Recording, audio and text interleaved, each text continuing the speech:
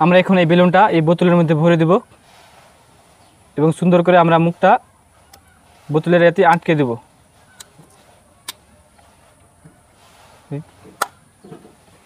আমরা সুন্দরভাবে দেখতে পাচ্ছেন বেলুনটা বোতলের মুখে আটকে নিয়েছি। এখন আমরা এখান দিয়ে বাতাস দেওয়ার চেষ্টা করব।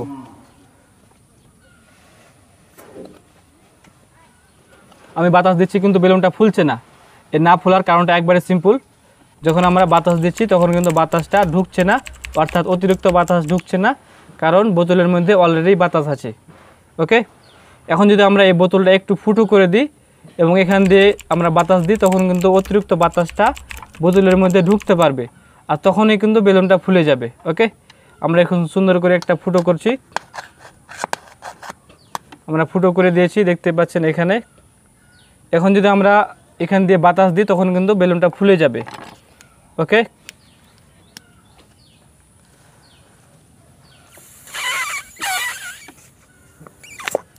দেখতে পাচ্ছেন বেলুনটা ফুলে গেল।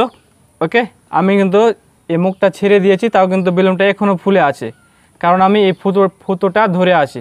ওকে, এখন যদি আমি এই ফুটো ছেড়ে দিই তখন কিন্তু বেলুনটা চুপসে যাবে, অর্থাৎ হাওয়া বের হয়ে যাবে। দেখতে পাচ্ছেন।